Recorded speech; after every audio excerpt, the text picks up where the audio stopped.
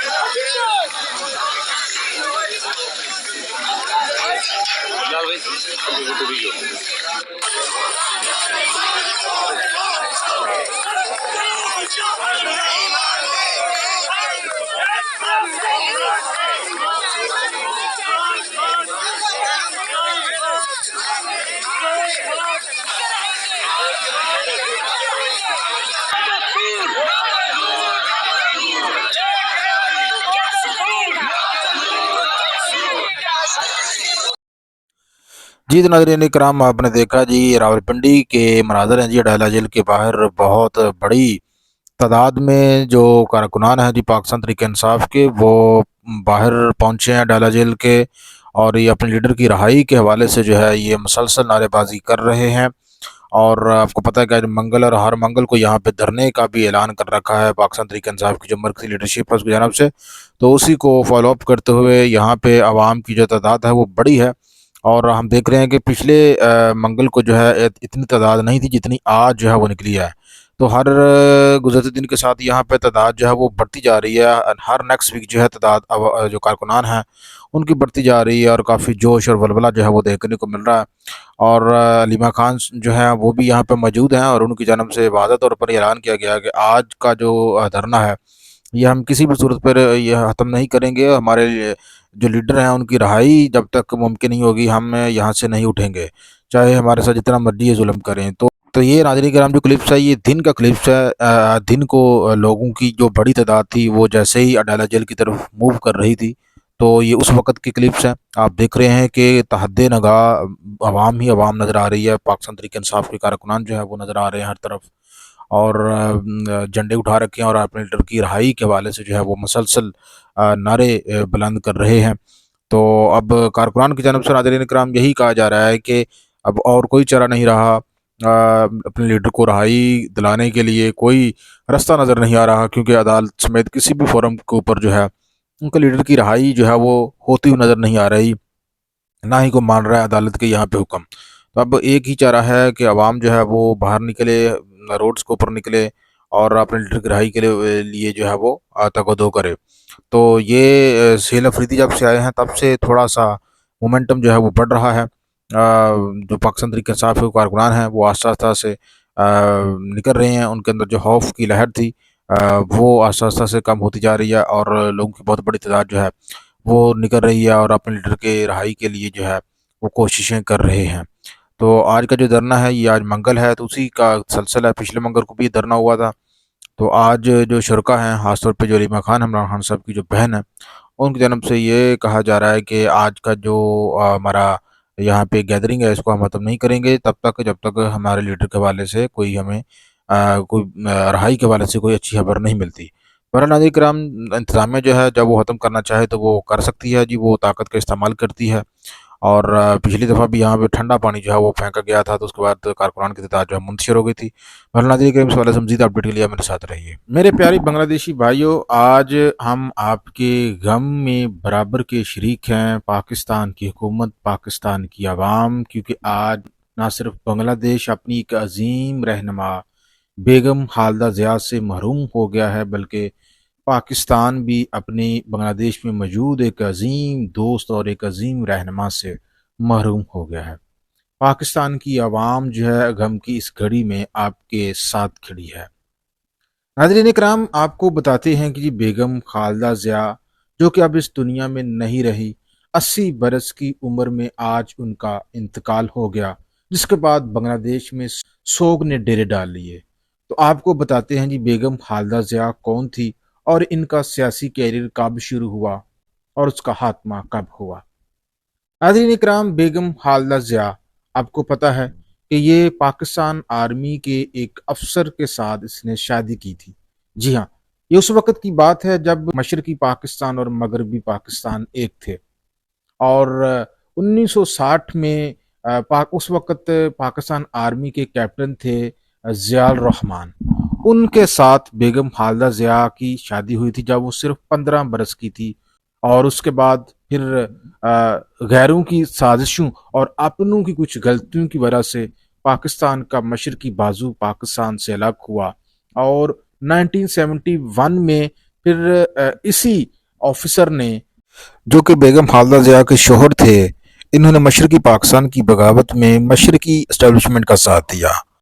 اس کے بعد ناظرین کرام 1971 میں جب بنگلہ دیش علیحدہ ہوا تو اس وقت بنگلہ دیش کے جو رہنما تھے وہ شیخ مجیب الرحمان تھے، انہوں نے بنگلہ دیش کی قیادت سنبھالی۔ 1975 میں جو شیخ مجیب الرحمان تھے وہ اپنی پوری فیملی سمیت بنگلہ دیش میں ایک فوجی بغاوت کے نتیجے میں جو ہے ان کا کام تمام کر دیا گیا، اور پھر 1976 میں بیگم خالدہ ضیاء کے جو شوہر ہیں ضیاء الرحمان، یہ بنگلہ دیش کے صدر بنے۔ 1981 تک یہ بنگلہ دیش کے صدر بنے، اور پھر 1981 میں ایک اور بنگلہ دیش میں فوجی بغاوت ہوئی، اور پھر بیگم خالدہ ضیاء کے جو شوہر ہیں ضیاء الرحمان، ان کو بنگلہ دیش میں ان کا بھی کام تمام کر دیا گیا، ان کی جان لے لی گئی۔ اب ان کا شوہر جان لیوا حملے میں جانبر نہ ہو سکے تو ناظرین کرام ان کی جماعت تھی بنگلہ دیش نیشنلسٹ پارٹی، اس کی قیادت بیگم خالدہ ضیاء کے پاس آئی 1981 میں۔ انہوں نے باقاعدہ جو ہے بنگلہ دیش میں پارلیمانی نظام کے لیے جدوجہد شروع کر دی، اور 1991 میں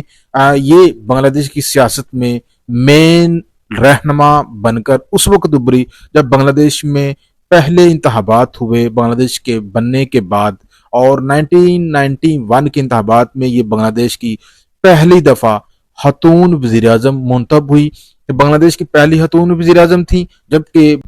پوری دنیا کی یہ دوسری خاتون وزیر اعظم تھی۔ پہلا نمبر پاکستان کی بینظیر بھٹو کا تھا۔ 1991 سے لے کے 1996 تک یہ بنگلہ دیش کی وزیر اعظم رہی۔ 5 سال اس دوران انہوں نے بنگلہ دیش میں پارلیمانی نظام بھی متعارف کروایا۔ یہ بنگلہ دیش میں ایک سے زائد جماعتوں کی بھی حامی تھی۔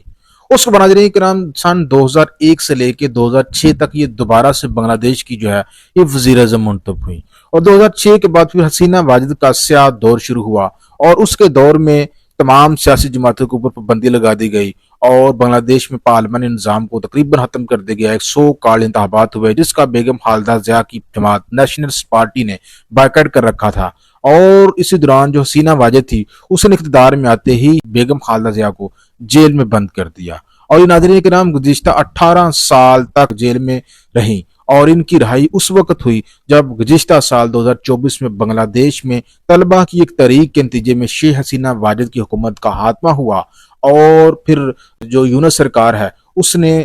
بیگم خالدہ ضیاء کو رہا کیا، لیکن اس وقت بہت دیر ہو چکی تھی۔ جب سے یہ جیل سے رہا ہوئی تب سے یہ ہسپتال میں تھی، کیونکہ مسلسل 18 سال حسینہ واجد اس نے جیل میں رکھا اور اس کے اوپر بہت ظلم کیا، اور اب آج ناظرین کرام یہ 81 برس کی عمر میں انتقال کر گئی، کیونکہ پچھلے 1 سال سے اپنی زندگی کی جنگ جو ہے وہ لڑ رہی تھی۔ وہی ناظرین کرام ان کے بیٹے طارق رحمان جو کہ گزشتہ 17 سال سے یعنی کہ حسینہ واجد کے دور حکومت میں وہ خود ساختہ جلا وطن رہے لندن میں، اور وہ بھی 5-6 دن پہلے ہی بنگلہ دیش میں لوٹے ہیں، اور اب پارٹی کی قیادت ان کے بیٹے نے سنبھال لی ہے، اور اب ان کی جماعت بنگلہ دیش نیشنلسٹ پارٹی جو ہے وہ ملک کی سب سے بڑی سیاسی جماعت بن کر سامنے آنے والی ہے، کیونکہ بنگلہ دیش میں 12 فروری کو عام انتخابات بھی ہونے والے ہیں، اور اس میں جو حسینہ واجد کی جو پارٹی تھی اس کے اوپر پابندی ہے، اور وہ چونکہ ہندوستان میں فرار ہے اور اس کو سزائیں بھی سنائی جا چکی ہیں بنگلہ دیش کی عدالت کی جانب سے، اور بنگلہ دیش ڈیمانڈ کر رہا ہے کہ اس کو واپس لایا جائے، لیکن ناظرین کرام اب جو اصل گیم ہے 12 فروری کے بعد شروع ہوگی